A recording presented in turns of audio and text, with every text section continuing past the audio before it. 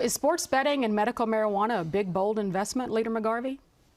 It's something we just need to do to keep from falling behind. I mean, look at sports betting. Kentucky's an island. Every state that borders Kentucky has passed sports betting. We are just 3 weeks away from the first Saturday in May when the world will be watching us to place their bets on horse racing in the Kentucky Derby. But you can't place a bet on the NBA Finals right now, and that's silly. I think people of Kentucky have clearly said they want this, they need it. Look at medical marijuana. 37 states have passed a form of medical marijuana. Mississippi has passed medical marijuana, and the Kentucky General Assembly has refused to even so much as have a vote on it. So is it a missed opportunity? Yes, and it's a missed opportunity because we're not putting it for a vote in the state Senate. Yeah, the House had a vote on it. The House had a vote on it. Right, yeah. So let's ask the Speaker about medical marijuana, and let's talk about sports betting. So we'll start with what didn't pass, and those are the two big ones that I hear a lot about, and perhaps you do as well. Sure. For the party that is pro-business, some people would say, why would you give up the opportunity to go for sports betting that could bring in some revenue, that could be job creation, if you are the party that is for business? Look, I have always felt like that while I have always supported expanded gambling since my very first days in the legislature, I've always thought that the absolute wrong reason to do it is to increase revenues to the state. I think that's the wrong reason to do a lot of things. I don't think that we should do it to generate revenue for the state. I do think from a pro-business standpoint, though, it does make sense to have some synergies. As Morgan said, we have horse racing. We have companies that have been in the betting business for over 150 years in some cases. These are not strangers. These are good actors. They've been acting responsibly in Commonwealth for multiple generations. And I think to allow them to expand that product base is a natural evolution and something that we need to do. I'm also all in favor of individual liberties and your ability to make those decisions on your own. So the medical marijuana situation, I tend to follow the same types of thought process on that. I don't think that we should tax it. I don't think that we should be profiting as a government from medicine.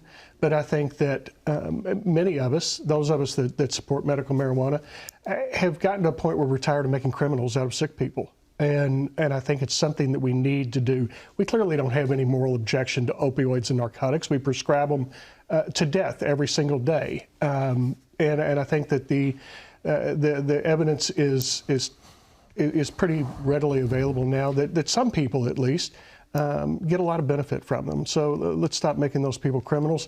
But there always, every session is a give and take where you don't get everything passed that you want to. You pass a few things you didn't expect to. Our caucus and our chamber felt very strongly about both of those items and passed them pretty handily. With bipartisan support down to the Senate. Unfortunately, they just didn't enjoy the same kind of support down there. So let's talk about the kind of support that they did not have in the state Senate. Senate President, Mr. President. As I look to the left and the right of me, I may be that island that Senator McGarvey is talking about. You may be that island, absolutely. So what is the hang-up? Well, you've talked to us several times about your concerns about medical marijuana, want more research. In fact, a bill did pass. Representative Kim Moser's House Bill 604 that would set up that center for research at the University of Kentucky on medicinal marijuana. But that's as far as you feel comfortable going. Is that correct? Why is that? Well, several years ago, I stood on the Senate floor and said, provide me all the studies, and nobody provided me a study. Stood there the next year and I said, here are all the studies they provided me. None. Well, they gave them to me after that. There was about 20. And and I sat down and actually read them.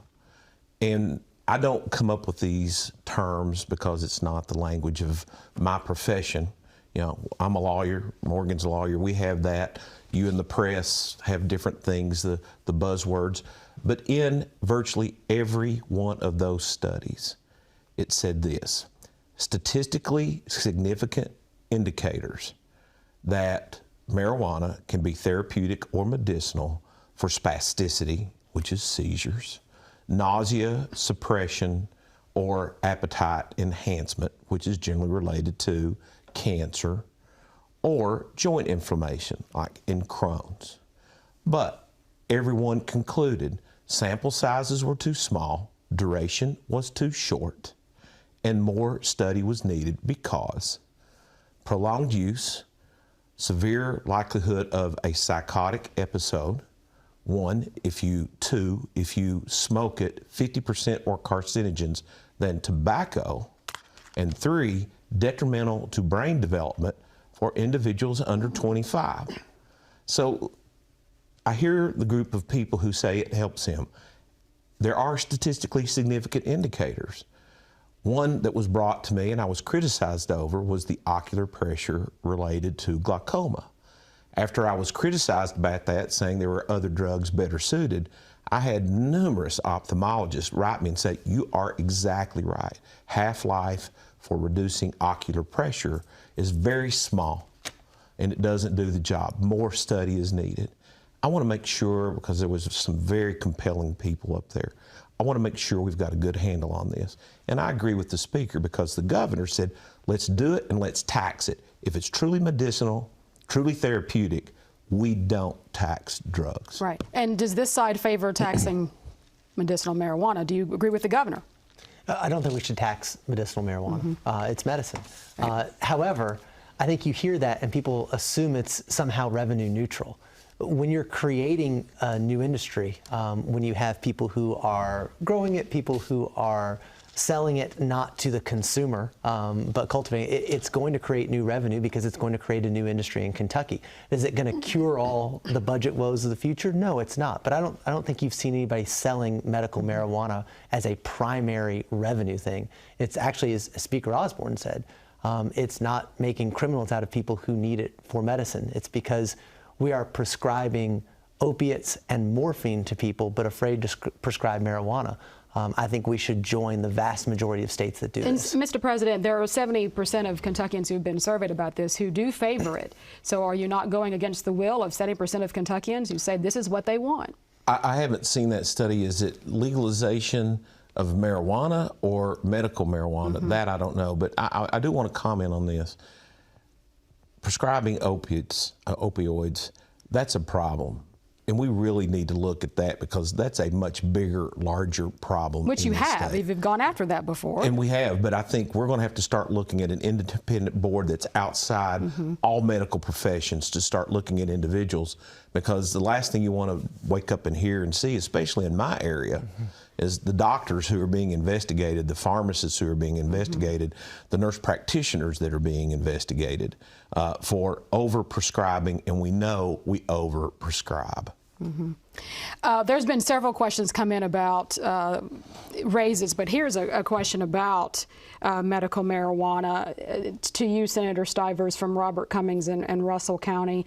Since he won't allow the medical marijuana bill to pass the Senate committee, how much of his legal practice is devoted to criminal marijuana cases? None. In fact, in 2005, I used to do a lot of criminal defense in both state and federal court. My children were young. And a man asked me not to do it anymore, and I didn't. And that was my father. He died a month later.